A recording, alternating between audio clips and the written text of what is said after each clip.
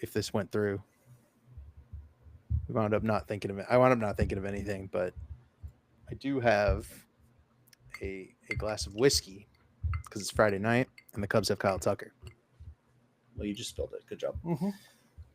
All right, looks like we're good. That's how we open it up. Yeah. All the fans can see that I spilled the whiskey on my keyboard.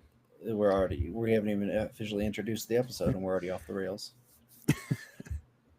All right. So welcome in everyone to another emergency podcast. As we are here Friday, December 13th, 4:30 Pacific time, which is the superior time zone, by the way. We have two big trades to talk about that happened today. The first one is Devin Williams getting traded to the Yankees. And then the big one that's kind of been rumored for about a week, which is Kyle Tucker getting traded to the Chicago Cubs, which was a real shocker going through. But before we get to that, I want to break the ice a little bit here. I haven't even, this is going to be completely, I haven't told you anything about this. So just to make it a little fun before we get into everything. Last night was my company Christmas party. Mm-hmm. Right. So shout out to all my coworkers that watch this because they're going to know what I'm getting to right here. We do a white elephant gift exchange. Mm-hmm. Okay. So, like, what do you think would be like the most off the wall or like best white elephant gift to take to that? I usually take something from the dollar store, but that's like kind of useful, like one of those like head scratchers that like feels pretty good on your head. That's pretty good. But something like that, I've seen lots of stuff at White Elephants. I'm assuming yours is baseball related. No, not at all. No, this is not baseball related. I literally just wanted to do this to kind of give like a little bit of fun interjection before the show. This is gonna be a fun show.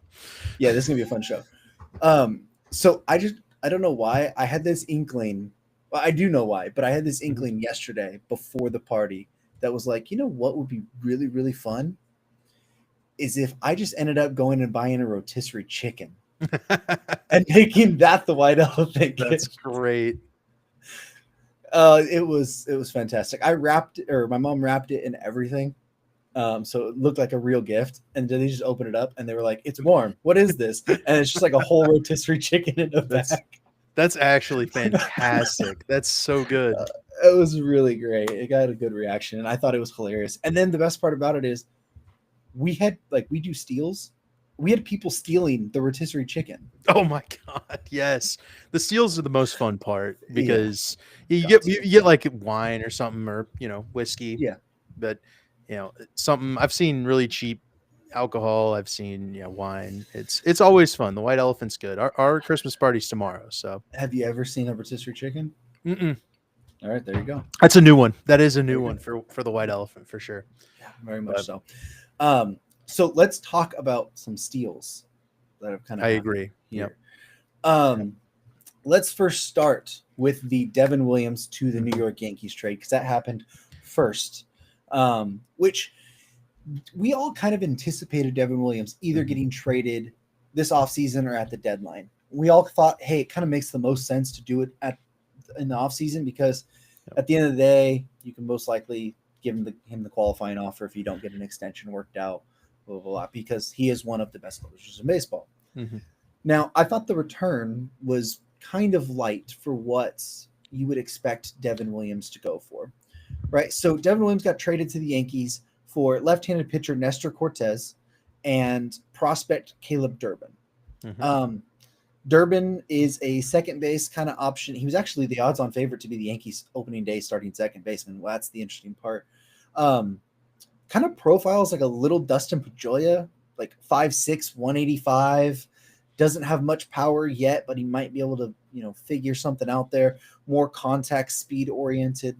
So it's really interesting. And also, like Pat Murphy was Dustin Pedroia's coach, so I think it's a little bit of a hey, I worked with him. We can figure that out. And then Nestor Cortes, who is a solid back end of the rotation type pitcher, always kind of funky there. And then when you don't bring him out of the bullpen, he doesn't give up walk-off grand slams. It's pretty easy. Right. But when you saw, like, first off, when the jet passing thing hit, hey, Yankees are acquiring Devin Williams. We didn't even get the return yet. What was your thoughts? My thought was this was, with Clay Holmes gone already, the Yankees need a back end of the bullpen. They have been looking for exactly this. Pre-return, I was like, well, this is huge. At that point, I'm, on Kyle Tucker watching the primary, antagonist is the Yankees on that. So I'm like, ooh, perfect. One, Devin Williams is out of the division. Two, the Yankees are spending prospects to get Devin Williams, and those are prospects they can't use to get Kyle Tucker. Yeah. And so my thought with this is that Yankees and the Astros were at least having talks, and at this point is when the Yankees had pulled out of the Tucker thing and it kind of shoved it towards the Cubs, because they trade Nestor Cortes, who is I'll call him a rotation stalwart. He's somebody you can easily plug in at, your 3-4 starter and feel very comfortable. He's not going to blow you away. He throws 91, right? He's the kind of guy who has the very low left-hand release point that on a rising fastball will, look like it's coming up a lot faster. Shota Imanaga also does this, and it's very effective. And then Nestor also has the goofy turns, and he stops and stuff, and it makes him really fun to watch play. But overall, I mean, he's just a solid pitcher. He's not super special. And I feel like Devin Williams is super special. And then I have this gut feeling that the Yankees have just super pumped this Durbin guy. I don't know a ton about him before today when we started looking at him, because he was the return for Devin Williams. And I think the consensus thought is the Yankees were pumping this guy up to trade him, because he kind of, the way I feel about him is kind of like, this might be like a rich man's Nick Madrigal, of somebody who's going to play, but the lack of power is going to ultimately really harm their ability to make any sort of impact. And that isn't necessarily how it will be, but if the pitcher can just throw strikes against a guy like this and without feeling the danger of throwing the strikes, what's the worst case you're going to do? Give up a single? Then that's the kind of guy that could really be overvalued in the market right now. That's not necessarily how Durbin should be. He's probably better than that. Given it's the Brewers, they're really good at acquiring infielders. Look at their last 3 infield acquisitions of Turang, and then Turang was a draft, but then Ortiz from the Orioles for Corbin Burns. Like, he was great last year. Turang was really good last year. They're usually able to make these light hitting infielders work. I feel, this is effectively the Willy Adames replacement for the Brewers. So the Brewers are going to be without Devin Williams. They're going to be without Willy Adames, and the Cubs just picked up Kyle Tucker. Like, this is a big shift in the NL Central. It's very exciting on my end, but knowing the Brewers, they're going to make this work. This Durbin guy will be annoying to watch play against my team for sure, because that's how the Brewers operate. Yeah, I think Durbin he's a fine player. I think he has a potential to have, especially hitting in Milwaukee, like 10 to 15 homerish power. But he's a really good bat to ball guy. He's not going to strike out a ton. He's going to play good defense. He's going to have a lot of speed in him. Which, I mean, that's kind of what the Brewers love to do. I mean, Bryce Strang doesn't have a bunch of power. They have some guys that don't have a lot of power. Sal Frelick is another one. Garrett Mitchell's kind of grew into a little bit more power than I think people expected. But I think it's fine. Like, he's a fine player, and Nestor Cortes is a fine back of the rotation guy.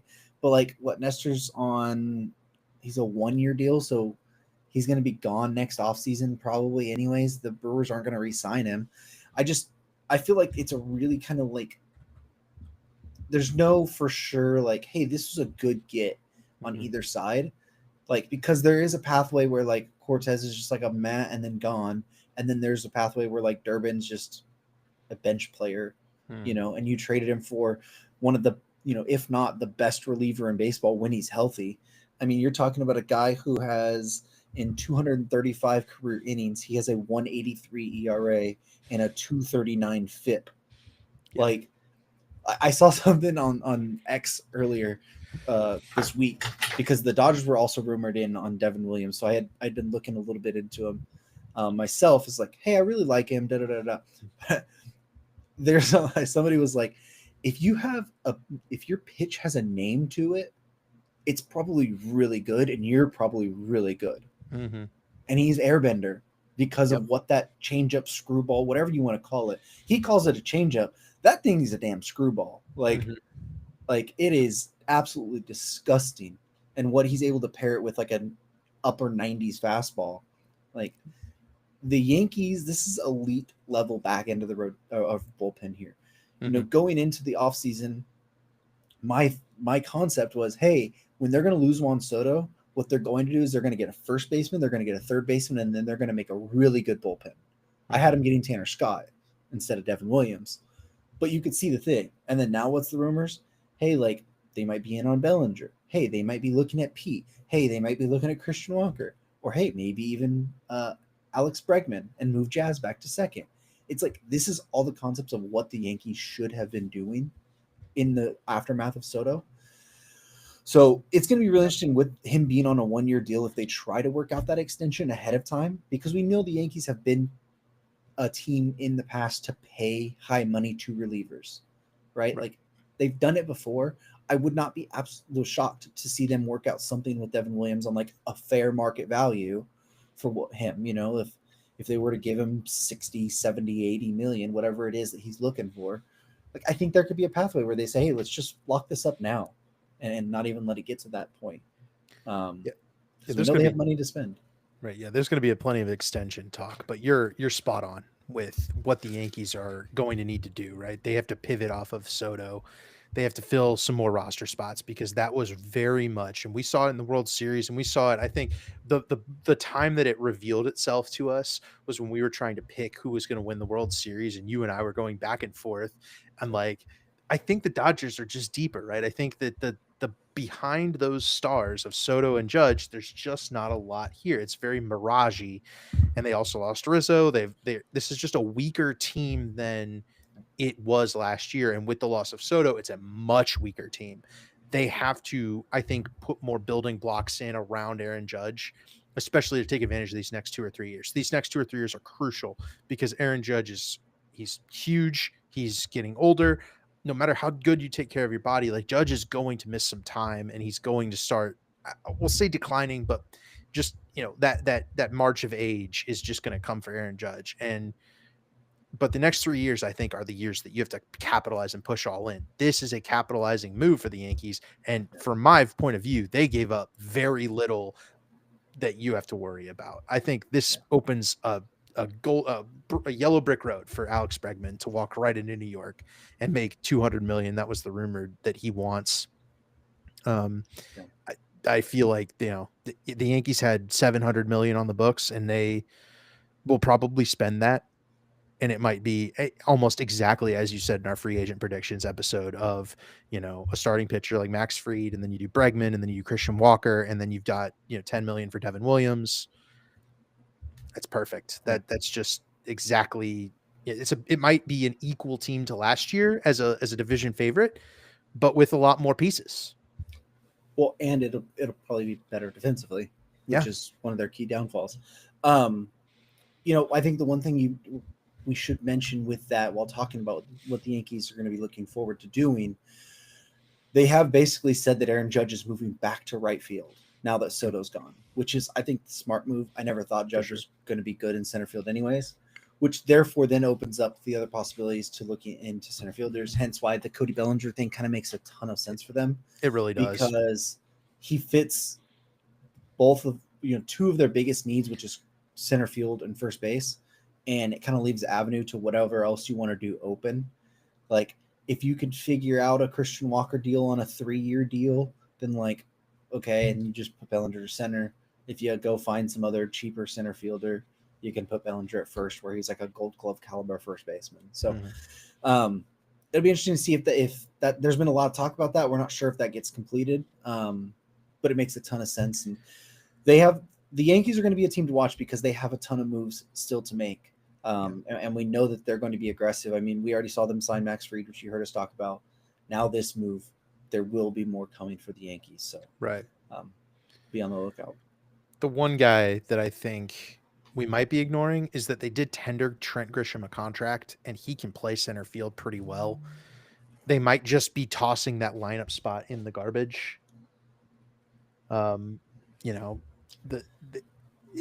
I would hesitate to do that, but if their intent is to just sign a third and first baseman and throw Trent Grisham in center field, they tendered him for like $6 million. I don't know that that's backup outfielder money at this point, but it can be. That's expensive backup outfielder, and Grisham's always had some potential. The only good thing is that he's really good defensively. So even if you do that, like he can help bridge that gap with Dominguez and Judge on the side. This is not a time for Robert Murray to be scaring us with minor league signings, as he just dropped a minor league signing there. Robert, if you're watching this, we know you aren't, but like friend of the show. While we're live, can you not drop like minor league signings that make us think it's some bigger move that we got to break? All right. Anyways, let's go and talk about Carson Kelly. Let's talk about Carson Fulmer getting a minor league deal with the Pittsburgh Pirates. Let's talk about Kyle Tucker. Yes. Because we were talking earlier today when this kind of looked like it was, or we were starting to get the inkling that, hey, this is getting close. You know, everyone was saying, hey, it's getting close. Yep. Man, first off, the winter meetings time it's such a good time. Like last year's was a real kind of like downfall type thing. You know, obviously there was a lot around Shohei Ohtani. A lot of people thought he was going to sign there. He signed after. There wasn't a lot of moves at that point. But the winter meetings this year, it brought heat. It brought everything we could have wanted and more. A week ago, we did not think there was anything like Kyle Tucker was as far away from our minds as physically possible that like there had been nothing that Kyle Tucker was going to get traded. No rumors, nothing. And then it was like what, Monday? Like maybe Sunday, maybe it was Sunday night, like late Sunday night as everyone started getting to the meetings early Monday morning. It was like, oh, hey, like the Astros would consider trading Kyle Tucker or Framber Valdez. Nothing like, no, we don't expect much to come of it, but like they would listen. Yep. They might trade him. Okay, like no big deal. Like interesting, but hey, okay. And then by Wednesday, it was like a full-fledged like, no, Kyle Tucker's going to get traded, like within the next couple days, and we're like, where did this come from? The two biggest teams were obviously the Cubs and the Yankees in on it. And there was immediately a package floated out that was like Isaac Paredes, Seiya Suzuki, and then one of Cam Smith or Matt Shaw has to be in this deal. I think everyone was like, all right, well, okay, maybe we could see why the Astros would be asking for that. Like, it's Kyle Tucker. He is a great player. And just a little bit more stuff kind of started floating out here and there. And I think that the kind of actual trade that we got kind of started getting shaped Thursday night. It kind of was like, hey, Seiya's not really happening. He's kind of off the board. But Isaac Paredes, Cam Smith, and you know, some other piece is most likely kind of the package that's happening there. And so we got confirmation it was Isaac Paredes, Cam Smith, and Hayden Wesneski. Yep. You know, I think I'm going to say a little bit first because we know David wants to talk and he wants to go on this, and he will, because he absolutely deserves it. Because if you've watched the show, Matt and I have gave David a lot of crap. And if you think we've given a lot of crap on the show, you haven't seen what our chat has been like. But I think Kyle Tucker is a fantastic player. I think he's one of the most underrated players in baseball. He does everything you would want in a superstar player. He's only going to be 28 to start the season. Like, he is the definition of what a superstar player is, and I don't think he's billed as a superstar to most people. Now, the package they gave up, Isaac Paredes, I think we mentioned it at the deadline. He never fit Chicago. He never fit Wrigley with his pull side power. Like, he just didn't fit there with what it was happening. Him going to the Crawford boxes is going to be absolutely insane. He's going to like flick the ball over there and it's going to be a homer. Wesneski, he's a fine like back end of the rotation starter that if they could figure out how to get a lefty out with Wesneski on the mound, Like they're going to have a very good player. I think the prize of this whole thing is Cam Smith, the 14th overall pick from this last year. He's already been a fast riser. He's going to be 22 or so by opening day. Already made it to Double-A last year. I think there's a relatively easy path for you to see Cam Smith potentially making the Astros roster at some point this year, if not next year. I mean, they have a hole at third and first base at this moment. There's a path, I think. Not maybe not opening day, but later in the year, I could definitely see it. But before you start talking about this, I want to give one little fact that, like, when I was looking up research before the show, it blew my mind. If you took Kyle Tucker's 2024 season, which was 78 games, he hit 289, a 408 on base, 585 slugging, a 180 WRC plus, 23 homers, 11 stolen bases, 49 RBIs, and 56 runs. That amounted to a 4.2 WAR. Right?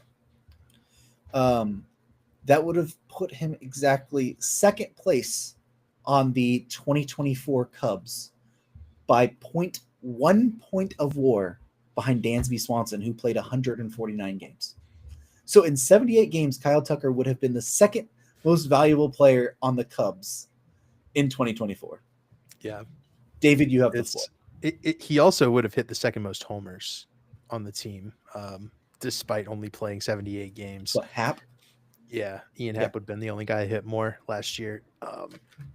Look, first thing, I want to shout out a friend of the show, Greg Zumak, who called this in May and said, I heard that maybe Kyle Tucker might be tradable this winter. I sent a screenshot of that into our chat. And then, and Greg nailed it. Tucker went, this is the perfect move for a team in the Cubs situation to make, right? Jed Hoyer is on, you would call it a lame duck contract, but he's got to win. I think the Cubs like Jed Hoyer. They want to keep him around and they want him to be, making big moves now. Now is the time. You've built up 8 top 100 prospects. You've built up a team of good players, but lacking the top end. And if a player like this comes available, and we have seen it, Mookie Betts came available, the Dodgers pounced. Paul Goldschmidt came available, the Cardinals pounced. Arenado came available, Cardinals pounced again. Like, this has been a trend of teams taking advantage of players coming, superstar caliber players becoming available and then capitalizing on that, getting them in-house. And then from there, you're seeing what happens. I mean, even look last year, right? Juan Soto comes available, Yankees pounce. Yankees go to the World Series. Kyle Tucker elevates a good team to a playoff contending team. I think he firmly cements the Cubs as the division favorite. The Cubs are, I would say, 2-ish spots in the, on the roster away from having a really good team. It's one of those things where they're still lacking at the back end of the bullpen. They're still lacking an ace in the top end of the rotation.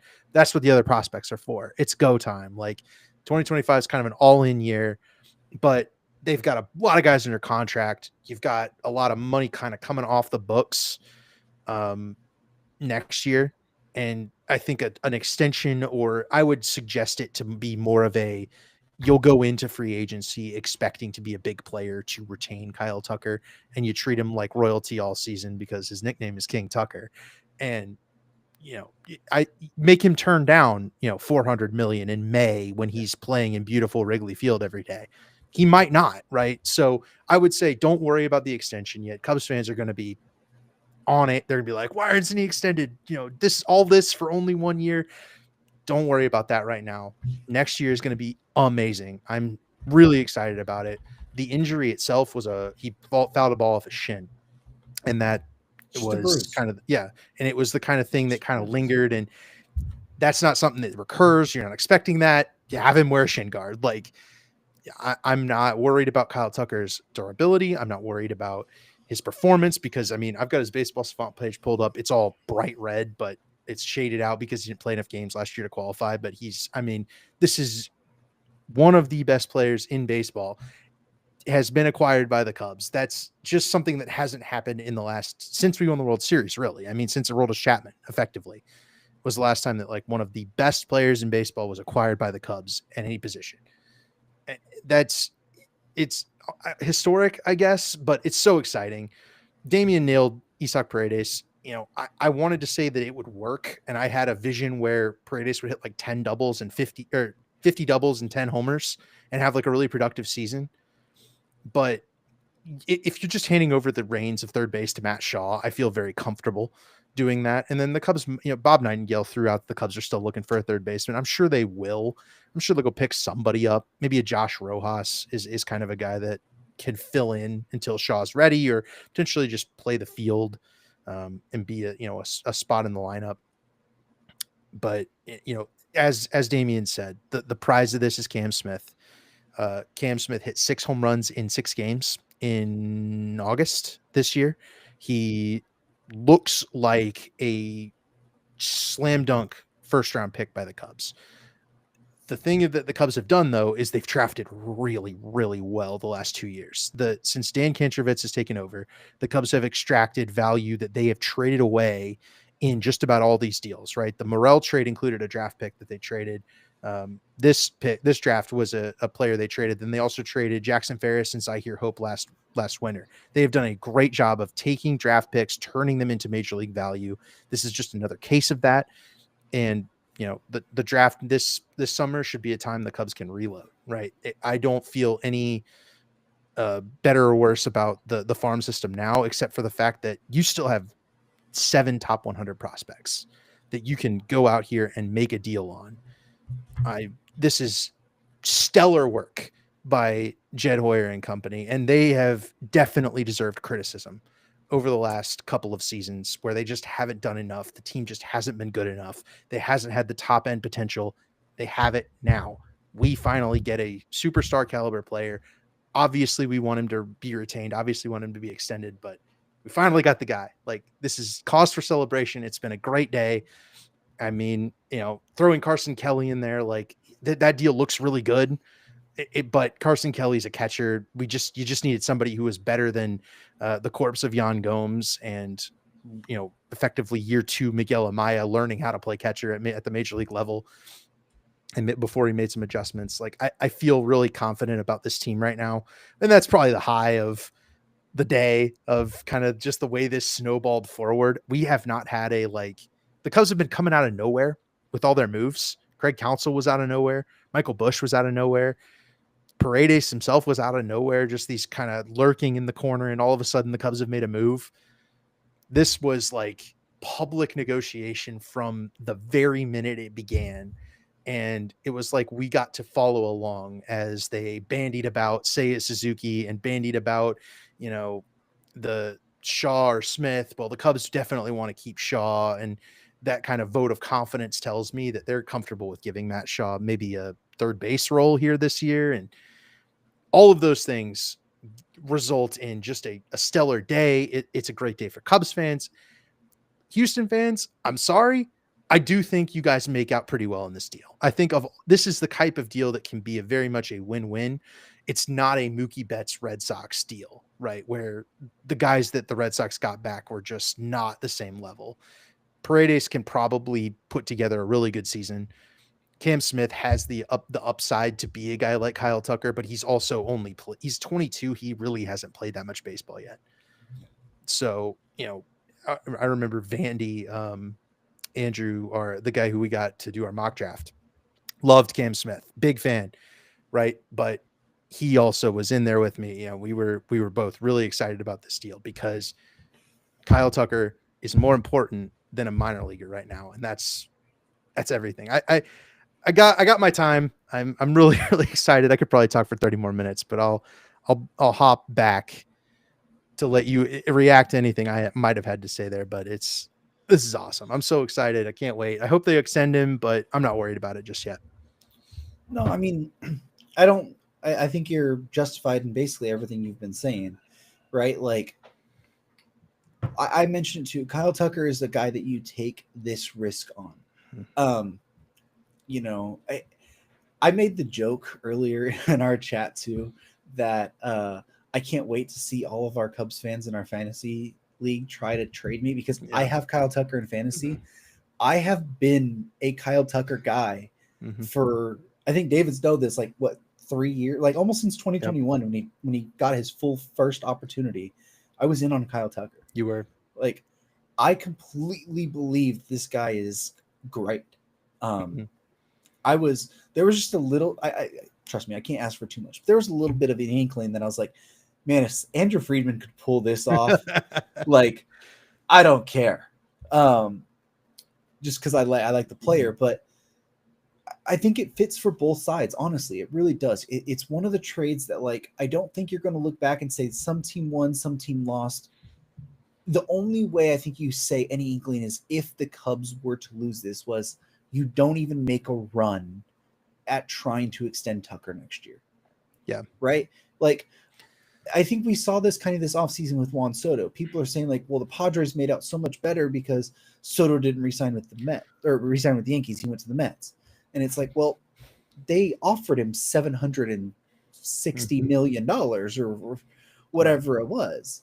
Like, they thought they had a deal until Steve Cohen was just like, no, you don't. It wasn't a bad trade. They almost made it. No. They almost won the World. Like, they were in the World Series with it. Now, I'm not saying the Cubs are going to get to the World Series with this move, but it's a fair trade because Paredes fits Houston so well. He's got, what, 3 years of control left, I think. Yep, he does. You get a bunch of control with Wisniewski, so if you figure him out, then great. We've seen Houston be able to do this with starting pitchers. Like, Arrietty's broken out there. Luis Garcia's broken out. Javier's broken out. Like, what they did with Yusei Kikuchi, they have a history of doing that. Yeah. And then Cam Smith, who was a highly touted prospect in the first place. Like, but it fits because it's what the Cubs need to do now. So I like it. I don't think there's a downside either way for this deal. And if you look at this from the perspective of a team with 8 top 100 prospects, the fact that you kept every one of those top 100 prospects that was in AAA and that is on the cusp of the major leagues, that specifically is a crazy fact. I would have thought a couple of those guys go potentially this offseason anyway. I've been gearing up to trade 3 or 4 of them no matter what. Like, just internally. Yeah. You know, you get attached to your top prospects like everybody does, but I was thinking, like, you're going to have to stack one of those guys on top. And we were talking about, like, some of the major league, depth. And we were talking about, like, Cade Horton, and it ultimately goes to Wisniewski, who is a guy that I have been very high on in the past, but watching him pitch, I've gotten very sick of him because he has one very obvious flaw, and it's left-handed hitters, and he just can't get those guys out without giving up a home run. And it's one of those things where he could go to Houston, which is his home, by the way. He's from Houston. He's a Houston Texans fan. He was making Bears fans mad online by tweeting about the Texans. He's a Texas guy. He gets to go home. Like, this is actually like a super good deal for Hayden and for his family, which we, were at Hayden's debut, right? That was the Damian's trip to the Wrigley Field. So we've at least been fans of Hayden Wisniewski for a long time, and I would like nothing more to see him succeed, but it wasn't going to happen with the Cubs. He just could not get left-handed hitters out, and it's one of those things where you have now kept all of your starting pitching depth that I would have thought I would have had like 5 guys over Wisniewski in the starting pitching depth list for next year with the Cubs, and you keep all of that. You keep all the top 100 prospects except for Cam Smith, who was very fast riser, but he was going to spend the whole season in AA, I think, with the Cubs. He needs at least one more full minor league season. You said maybe he could come up. I don't feel like that's reasonable to expect of a guy like Cam Smith, but he could make it happen because he's very talented. That was not like an expectation. Yeah. And the fact that the only major league piece you lose here is, to my belief, is Paredes, who is a guy, like Damian said, doesn't really fit the ballpark he's going to play 81 games in, and you send him to a team that believes that he will fit their ballpark, and he will fit, like, he'll probably play better in Houston. Like, this is the kind of win-win trade that it's just a slam dunk. And the only way I feel like it could be better is if the Cubs back up a dump truck on Hayden Wisniewski's driveway and for, or not Wisniewski, Kyle Tucker's driveway, and say, look, You know, back it up to Wisniewski's for it. No. He can stay in Houston.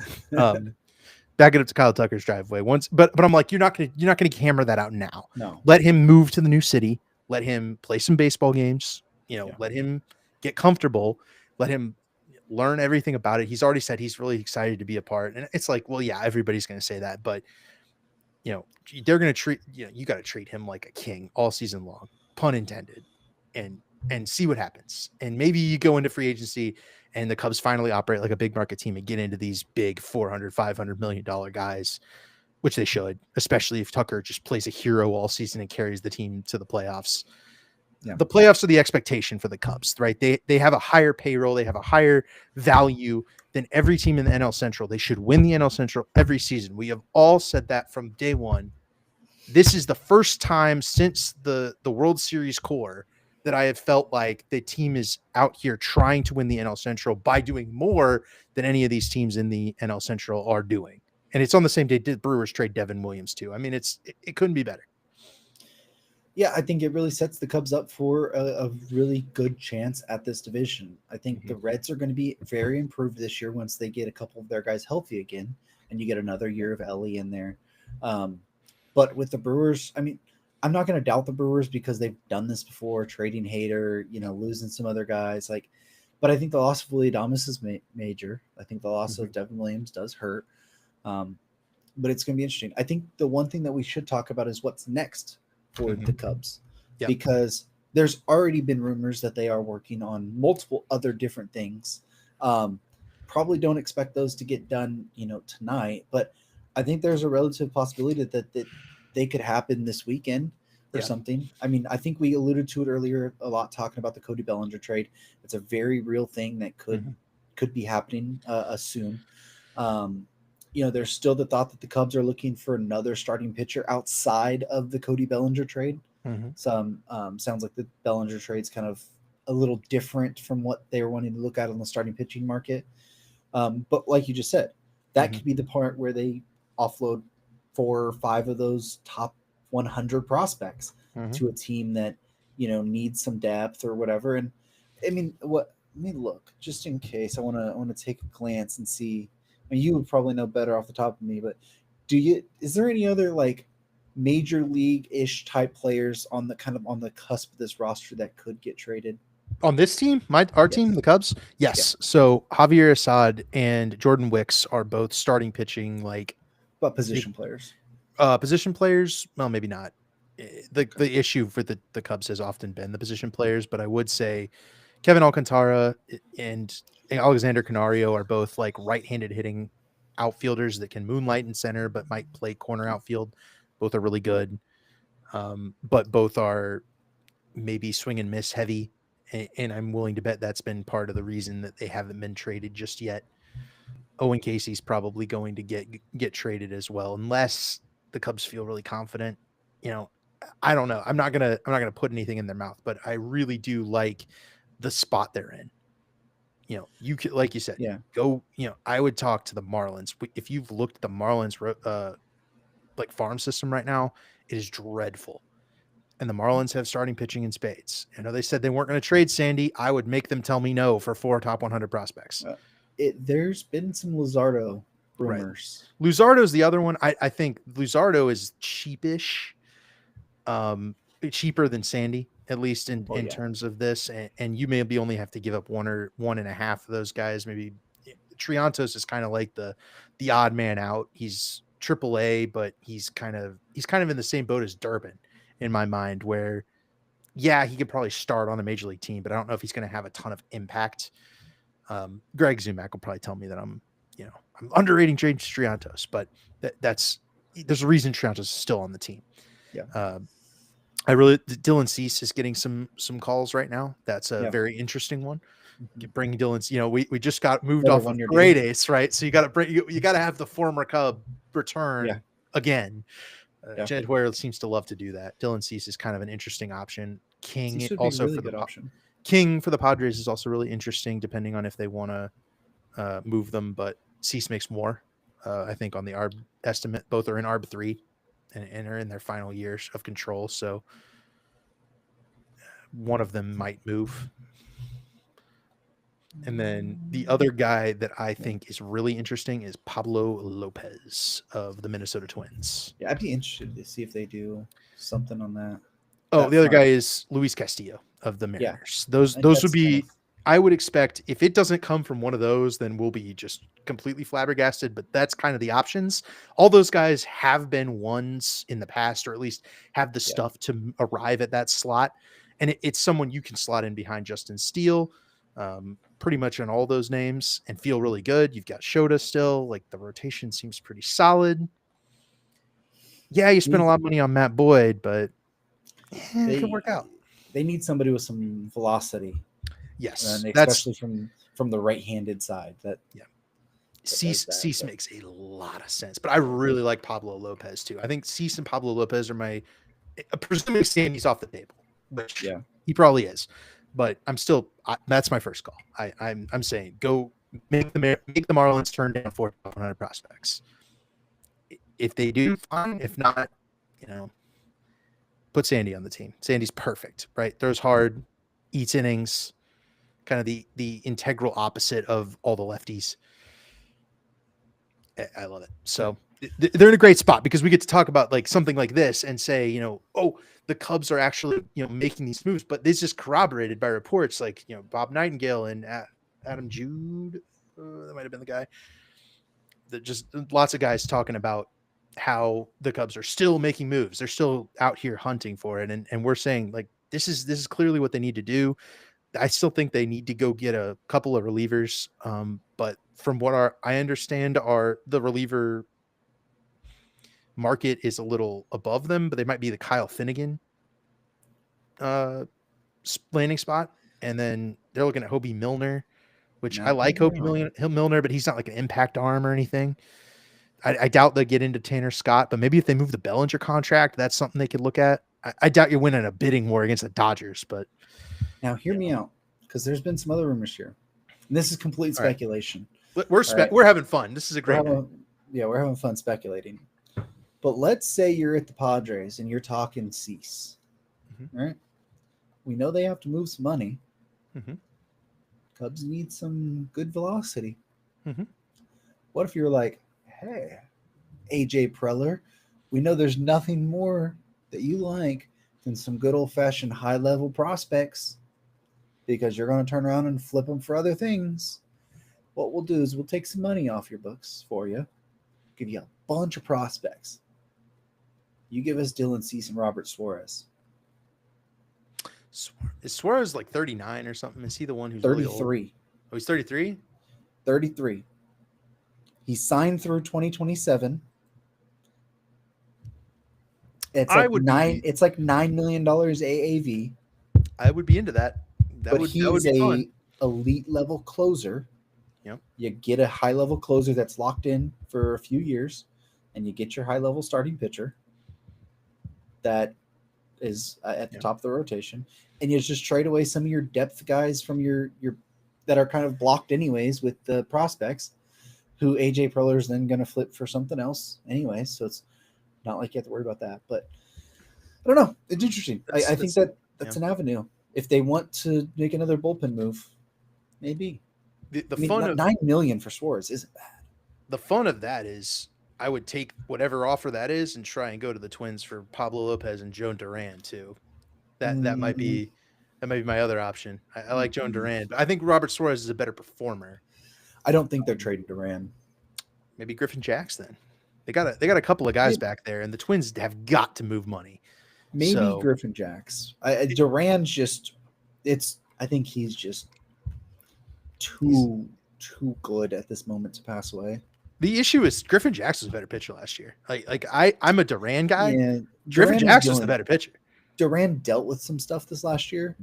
That's why I don't think that it makes a ton of sense. And even then, he had a 3.64 ERA, but if you actually look at the peripherals, they were just as good as it's ever been. So, it's gonna be really interesting. We got 2 comments so far on the YouTube. The first one's from Matt saying that the show looks extra ugly today for some reason. Don't know why that is. It would look uglier if you were here. And then Mo Money said he's so glad the Brewers traded Devin Williams. is Mo Money? Is that your burner account? No, surprisingly, might be Tom Ricketts though, because we need more money. Maybe. But what if it's absolutely like right? I'm there. That'd be hilarious. Hi, Craig. How's it going, buddy? Yeah, Mo Money. It's that one. If you're an NL Central fan, it was a good day. Very good day for. It was a good day if you're a Cubs fan. I would say the rest of the NL Central is on notice. Yeah. So, anyways, yeah, I mean, I think these emergency ones we got probably a few more left with moves in the offseason. Now, if we get these trades out of nowhere that we don't know about, there's going to be a lot more. But I think there's a ton of offseason and a lot of interesting things that can still happen. And we're just past the winter meetings here. I expect we get a bunch of movement here in the next week, week and a half maybe. But usually there's that little bit of lull from Christmas to New Year's that we get. So maybe about through a week, and then it starts getting into Christmas week for things to look at. So just be on the lookout there. Mo Money, we talked earlier about Bellinger to the Yankees. We think that's going to happen, but I think the Yankees or the Cubs are still kind of passing that around to some other places.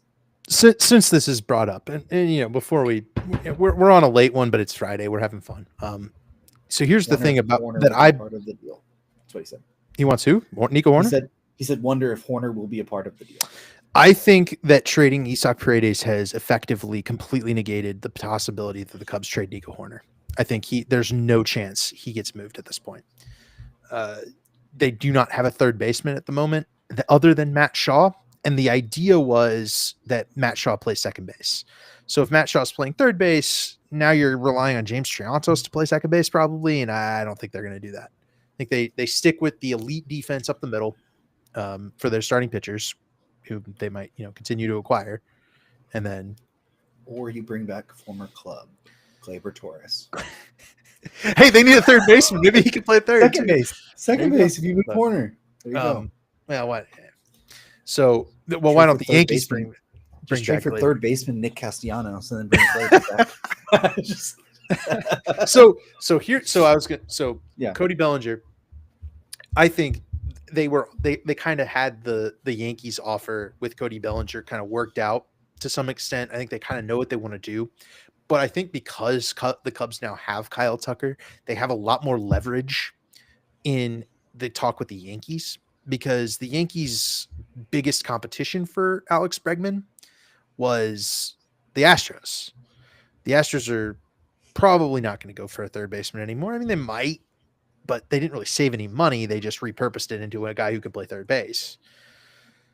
So my thought is the Yankees now have no competition for Alex Bregman. They're probably trying to, sign him and move Jazz Chisholm to second.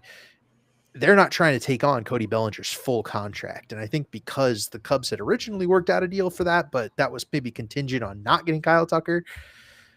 Now that they've got him, they've required the Yankees to pay the whole salary. And I think that's opened up some other avenues where the Cubs are maybe searching for someone to take on Cody's whole contract. And it might be in the form of the Mariners, who need offense. It might be in the form of the Giants. They've talked to the Giants, according to Bob Nightingale. That's really weird. I wouldn't expect Cody Bellinger would be a big fan of that, given that he opted in to play with the Cubs and then gets shipped out to a place that's hell on lefties. But it's not a guarantee, I would say, that Cody goes to the Yankees, but I think that's still the favorite landing spot.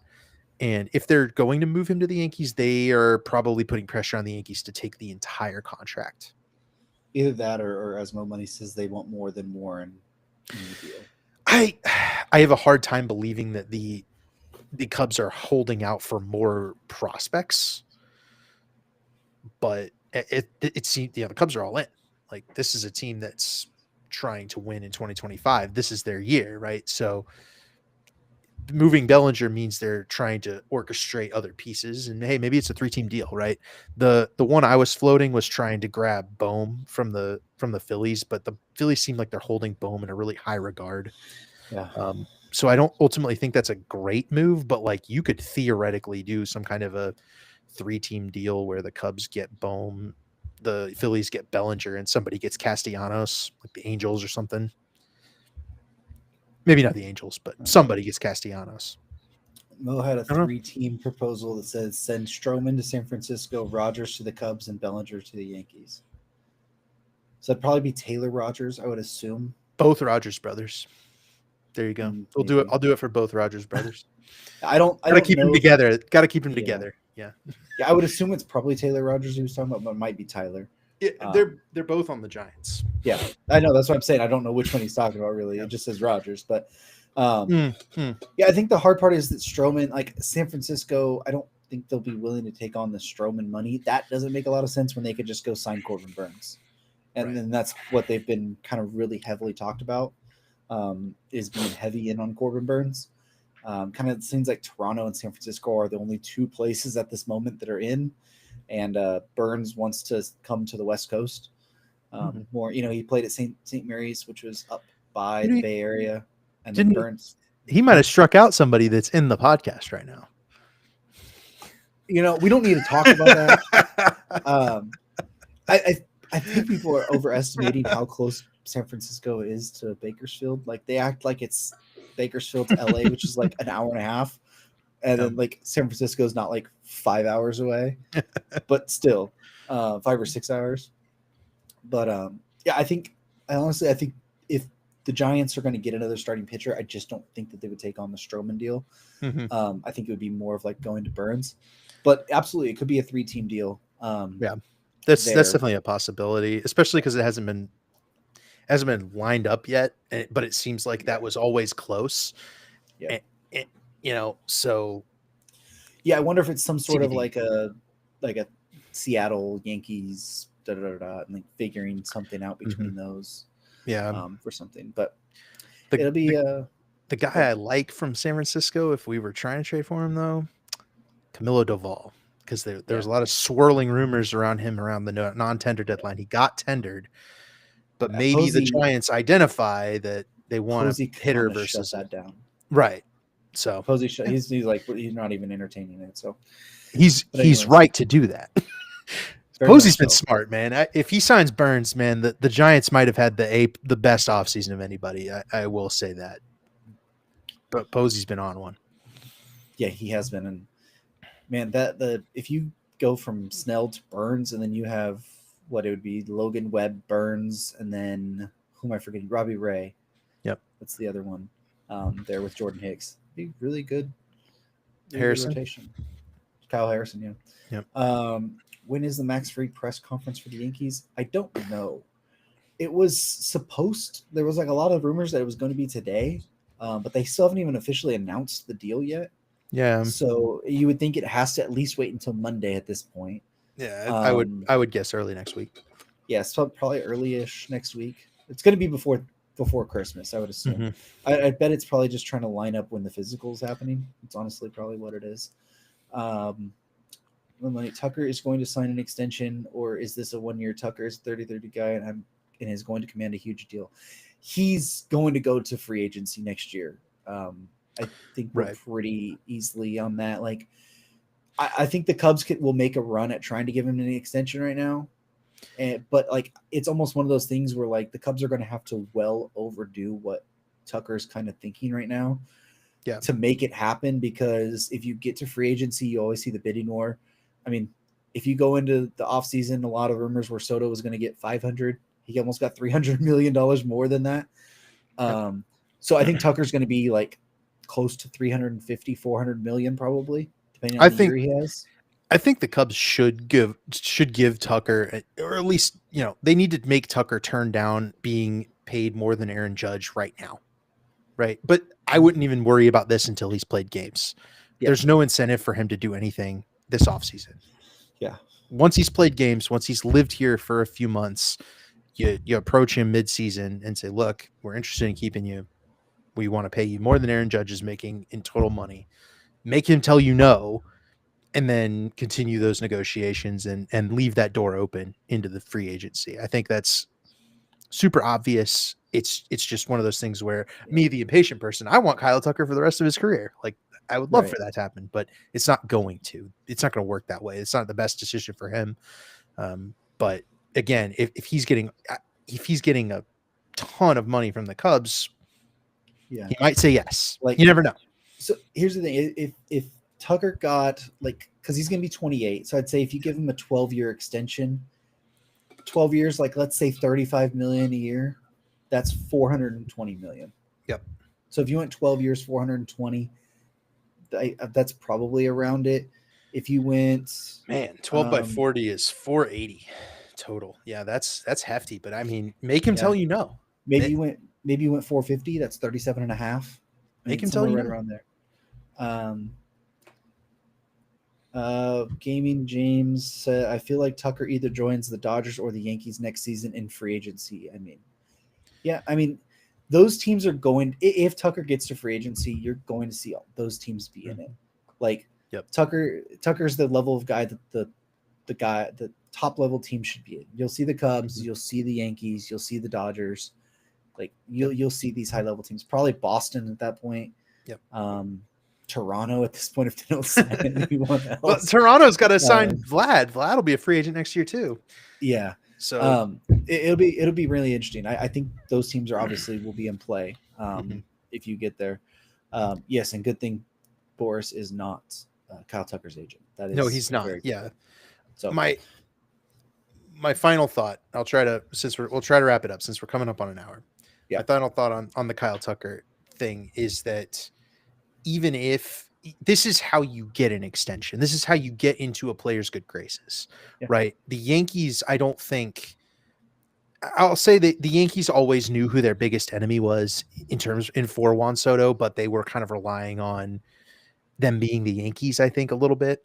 But if you're in this deal, we just haven't seen a whole lot of those players leave this organization that has heavily pursued them, acquired the player, and then they've fronted this player as this is the new face of our franchise. We've seen it with Mookie, we've seen it with Paul Goldschmidt, we've seen it with just a lot of different players have all signed extensions with the team that acquired them.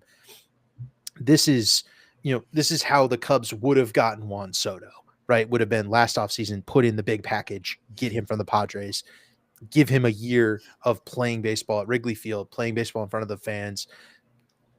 That's how you get this player, because if he doesn't live here for a year, if he doesn't like it here, he's not going to stay. He's not going to sign an extension. It doesn't matter how much money you give him. Yeah. You've got to get him in the door. And this is how you get a player like this. You get him in the door, you give him the year. Of course he goes to free agency. That's his prerogative, but you're his last call, right? He said, comes back and says, I've got $350 million on the books from the Yankees. And you say, we'll give you more, right? You say, we'll be your last call. You tell us what the biggest offer is. We'll beat it. We'll take you. Like that's how you get him in the door. It's the only way you can do it. I feel like the Cubs were never in on Juan Soto because of this, but look what it brought, right? It brings a chance for Kyle Tucker. It's a chance to get it right. Great day. Yeah, I think the best part is the Cubs, you have a year to sell him on the franchise. You have a year to sell him on the city. You have a year to sell him on the entire vision, right? Now, at the end of the day, the Ricketts are going to have to up their money. I mean, they're going to have to beat the $184 million franchise record for most money ever given out by double that, if not more, to retain Kyle Tucker. They're going to have to do that. That's going to be the interesting part. Will they up the money? Because they haven't shown the willingness to go above and beyond in those levels before. That's right. Or a lot of their core pieces would have probably been re-signed from their World Series team. And this would be a lot more of a dire of a situation, right? Yeah. So, James, real quick, you could follow us on our social medias. We could talk to you more there. We do want to wrap up as we're getting close to an hour here. But he says, do you think Kyle Tucker will be traded at the All-Star break or stays the whole season with the Cubs? No, I can almost guarantee you he's going to stay the whole season with the Cubs. It would take something very, very, very shocking happening for him to even get dealt. But this is a situation where you take him there and you give him the qualifying offer, and if you lose him, you just take the pick at that point. It's going to be a high level top 40-ish pick already at that point, probably top 35 at that point. Giving Dan Kandrovitz extra money in the draft. That's not what you want. If he'll find two Cam Smiths then. And that's a very rare, like that's a very like that's F scenario for the Cubs at that point. Exactly. Yeah, I don't think that that's even a possibility. No. Really. But yeah, follow our social medias. You see the ats right there under our names. Follow at Batflip Podcast. Both of us have access to that. We'll be more than willing to talk more about this there. Follow the channel. Put the things on so you know when we go live. We'll obviously be asking for that. Follow us on TikTok now. We are on there. We're trying to get to 1,000 followers over there. Just started it, so we're very, very low. But David had a good video today on this trade. It's taken off, so go follow us over there, and we comment and everything on there. We're very active on most of the social medias that you can talk about. So we cannot see that is. It's backwards. It's Batflip Podcast _ on TikTok. Yeah. Though, so yeah, follow us there. And if you want to talk more, find us on social medias. Like I said, we are more than willing to always talk baseball over there. We are in our chat probably every few minutes, usually talking to each other regardless. So, but alrighty, thank you guys for tuning into this episode, and we will catch you back either on Monday, which will be the regular episode, as long as we don't have any big time breaking news. So see you guys then.